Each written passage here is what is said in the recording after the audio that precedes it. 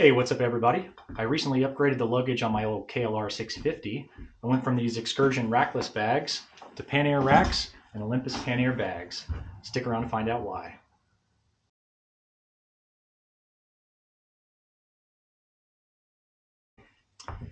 All right, so let's start off with why I purchased the Rackless system, the Excursion bags.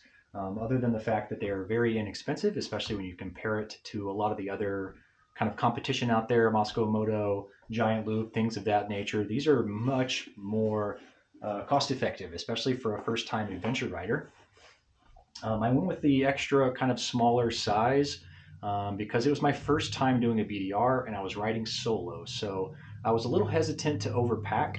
I didn't want to have to end up picking the bike up a bunch of times and really wearing myself out.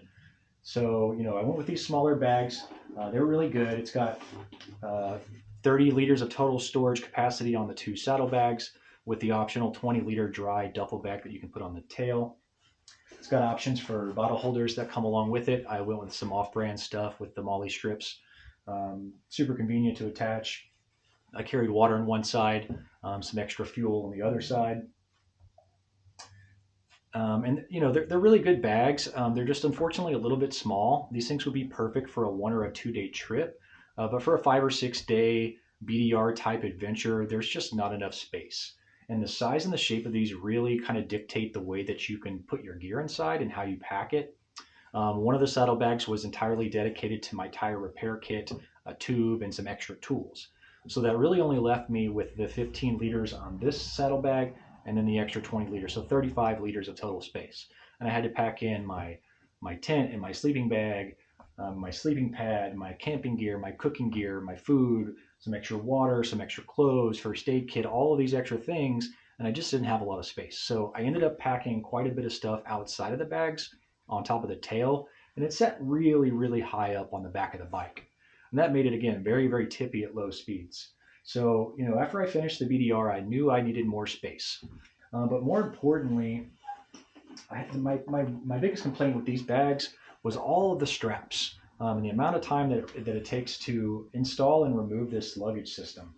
I ended up staying the night in a hotel and I had to completely strip the bike down to take all my gear inside. I probably could have gotten away with just pulling the dry bags out, but then the next day trying to stuff that back in the saddlebag is pretty difficult. You end up having to pretty much unpack everything and repack it, and at that point you may as well have just taken the whole luggage system off. When you do start out the next day, you really want to make sure you take enough time to check all your dangly bits, make sure everything is cinched down nice and tight. You don't want any straps hanging down and touching your muffler. That happened to me. Ended up melting through the strap and melted a buckle. So I did have to use a ratchet strap for the remainder of the trip. Not a big deal, but just something to be aware of. When I did finish the trip, I knew I just didn't have enough space. There was a couple of key items that I just really wanted to take with me that I didn't have the room for. One of which was a chair with a backrest. You spend all day working hard on the bike. All you want to do is sit in something with a backrest and drink a beer. Sitting on the ground or sitting on the bench at a picnic table for my old man back was just not going to cut it. So I wanted to be able to take those things with me. I knew I needed more space, and I really wanted something that came off a little bit easier. With the quick release system that comes on the pannier bags, we're talking less than 10 to 15 seconds per side to get your bags off versus the 10 or 15 minutes it took to get this whole thing off and then put it back on there. So that alone is worth the extra cost. The panniers, I realize they carry extra weight, but they do also provide you with a little bit of extra protection should you drop the bike. They also keep it from falling flat over on its side, which in theory should make it a little bit easier to pick up.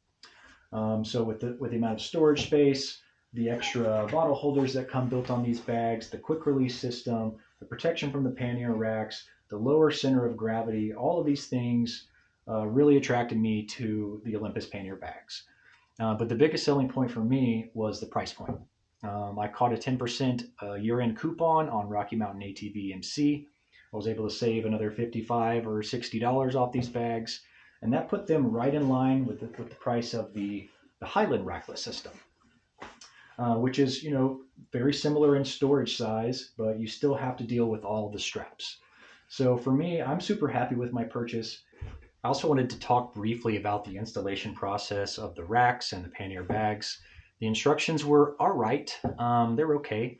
But honestly, you just have to figure it out. It probably took me 2 to 3 hours to get everything installed, to get the mounting plates on the bags, to get everything lined up and cinched down to where they come off and go back on relatively easy.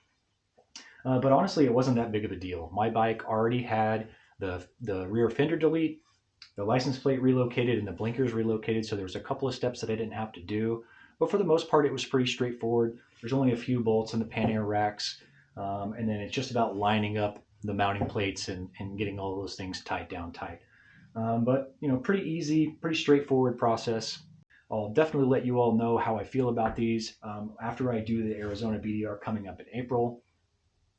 But until then, if you like this kind of content, please consider subscribing, and we'll see you along the way.